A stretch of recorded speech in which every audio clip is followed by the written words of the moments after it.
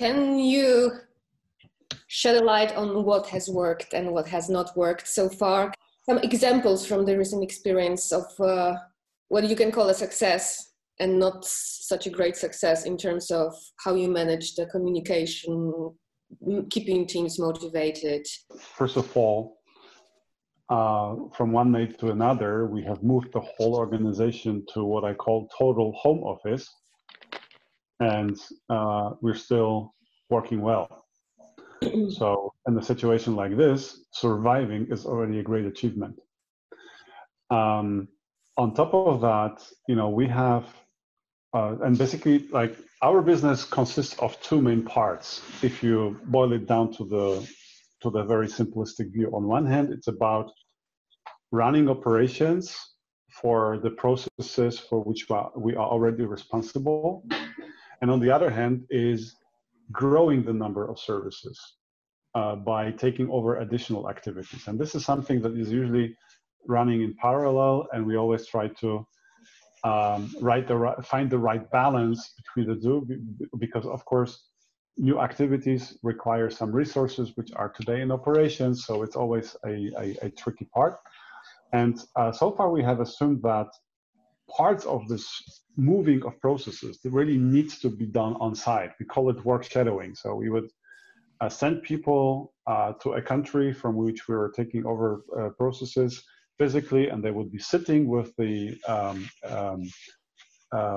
people doing the activities at that time and basically watching how they do it. And if someone said a couple of months ago, let's do that remotely, everyone would say that this person is crazy. Now, confronted with the new reality, we had a choice between stopping these activities or doing it differently. So we continued to do that in a remote way. And I would say so far, so good. We were also able to, we continue hiring people. And there are a number of people who have now a Bayer contract that we have never seen before physically. Again, time will tell what the long-term consequences are. But so far, they're actually really, really thankful, because they tell us that many organizations actually had to suspend hiring activities, and we continued. And another example, not to make the long story too long, from financial accounting perspective, a quarter end is always a very challenging period, and our teams were an important part of the process for Bayer. And this process went as smoothly as ever. So it's also for them a new something that they found out for themselves, that they're also able to do that even if they're all working from their dedicated spaces at home. So what's the funniest thing that's happened to you while working from home? And telling us that your children walked into the meeting doesn't work. BBC's done it already. Yeah, it's too bad that you said that, because there was actually a funny story related to that, and it wasn't walking in the video inadvertently. Actually, my daughter,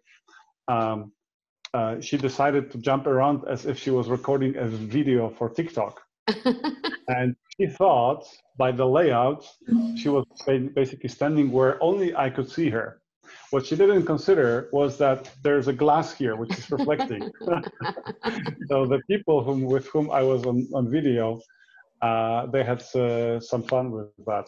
The other funny story was on April's Fools. I was kind of considering, is that the right time to make fun, to do jokes? And I concluded that in order to stay mentally healthy, we do need to basically accept the things that we cannot change and do all we can do to somehow survive also mentally. So our employees were requesting if they could have chairs from the office for the comfort, right? Because most of the people are not prepared to be working from home for a longer period of time. And sooner or later, if you don't have a proper chair, this will impact also your physical well-being.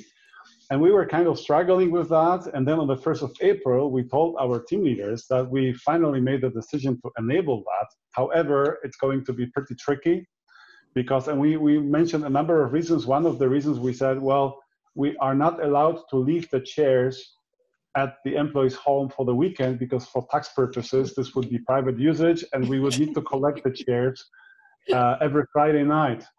And because the career services are not willing to take this this job, we actually rented trucks, and every operations manager would be the driver, but we are looking for volunteers who would join them on Monday morning to take the chairs. I have even, I took the map of Tri-City, divided it in zones, so it looked very real. And it was a great fun to see all the comments. Of course, some people were saying, this is 1st of April. Could this be really true? And I had to say, 8 of them actually registered. 8 of them volunteered. Wow. So it was very nice. That what I really liked a lot during these weeks was that the teams started to do photo collage and put that in our intranet. And it was so funny for all of us to see how the teams interact and how everybody is living at home in their home office.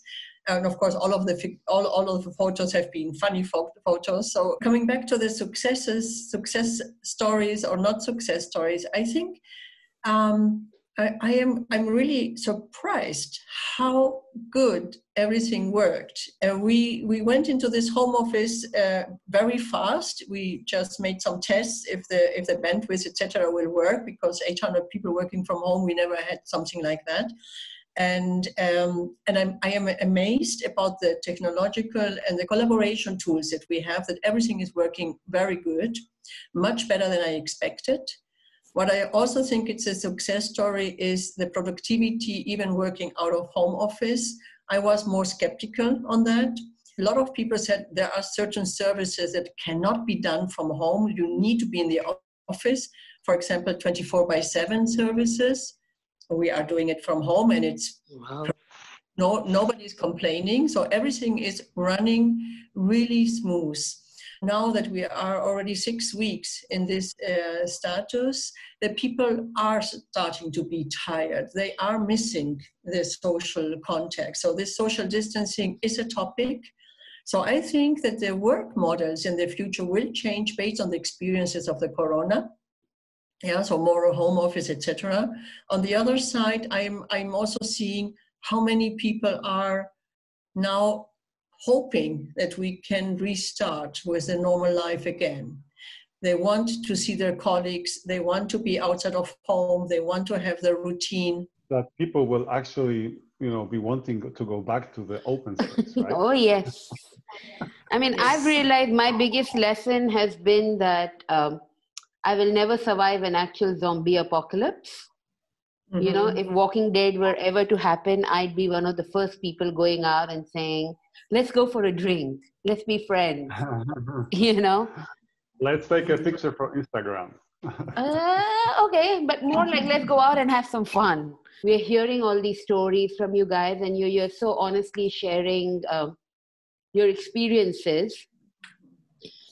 But we know a lot of people who are struggling with this, whether they're managers, team leaders, young leaders, right? What advice would you give us? I mean, me included, what advice would you give us? How do we make this change? What do we do? Well, I'm now 40 years in the business. And when this crisis, the corona crisis started, I was telling to everybody, don't worry. Yeah, I had already 3 big crises behind me, and everything will be fine.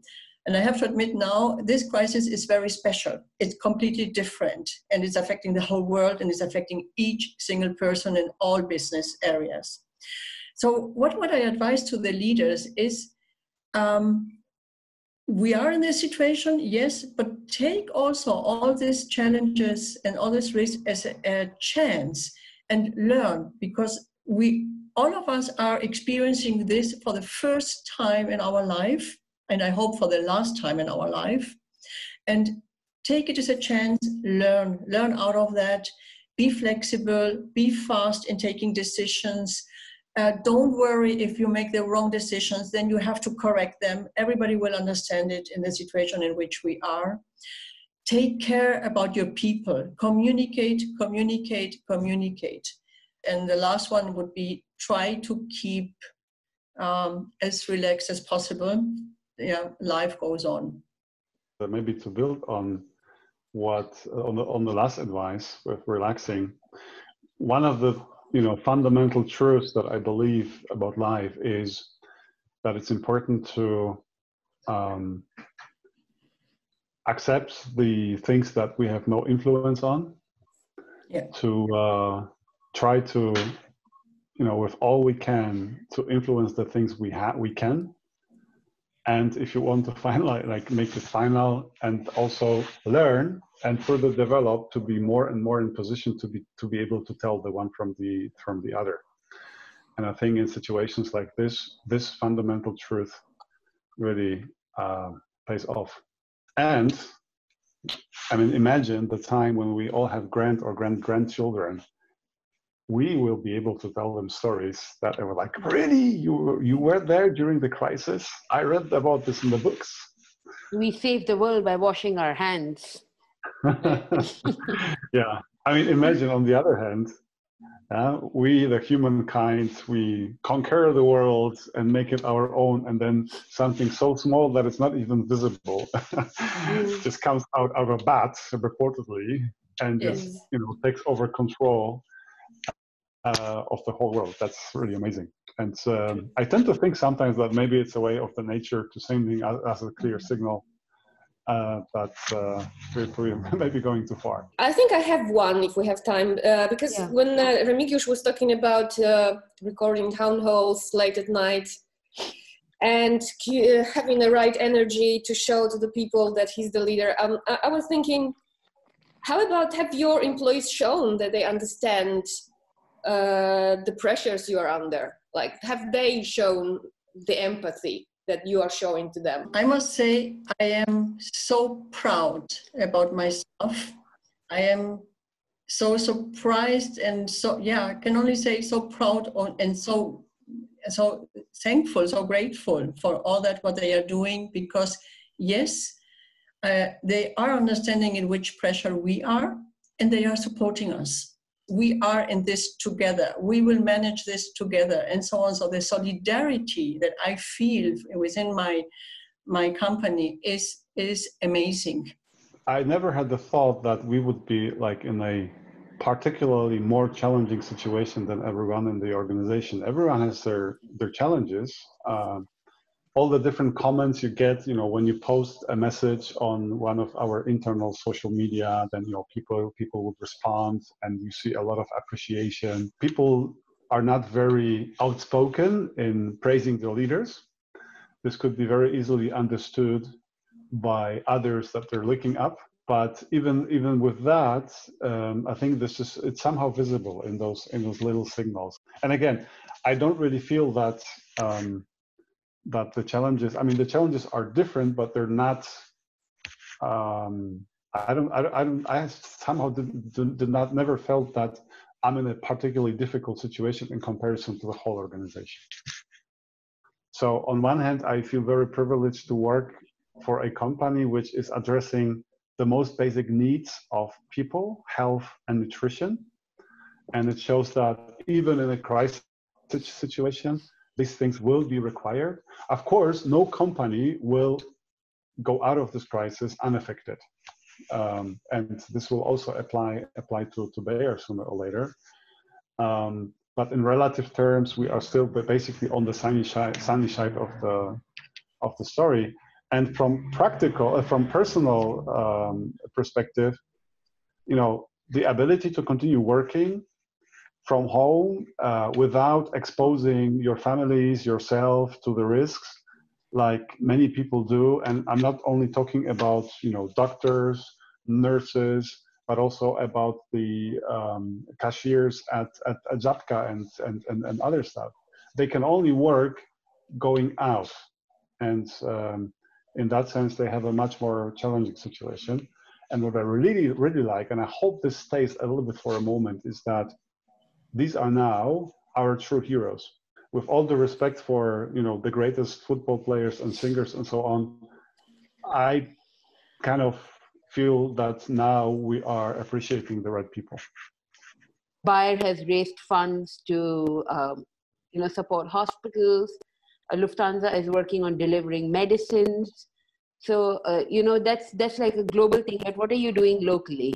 Locally, we did have from the local organization, and that also included the Gdansk organization. We have made a donation to WOŚP. Every year, we reserve certain funds to do team integration activities. So teams can go out, play bowling, have a drink, and so on. And we said, let's take part of these funds and dedicate it as a donation. And the surprising part was that usually, whenever you tell people that their team integration funds would be cut, they would be super unhappy. In this case, we received so many cheers and kudos for that.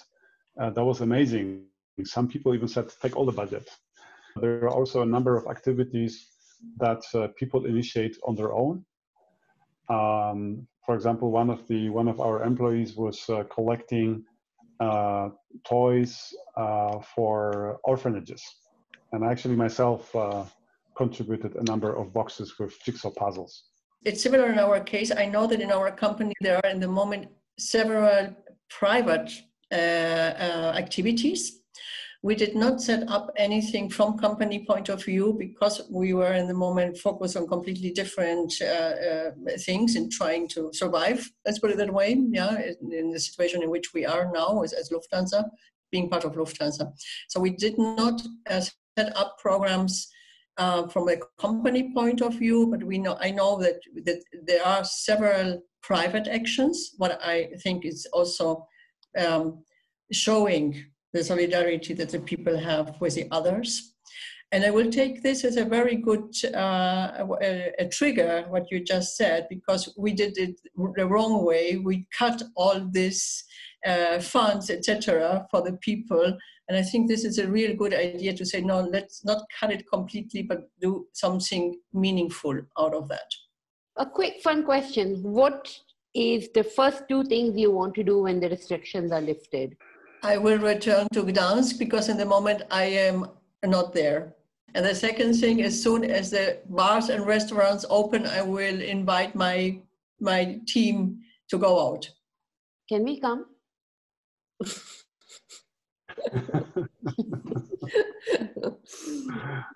We cannot hear you again, Nazim. I was actually thinking about the same thing. Go out somewhere and grab a beer.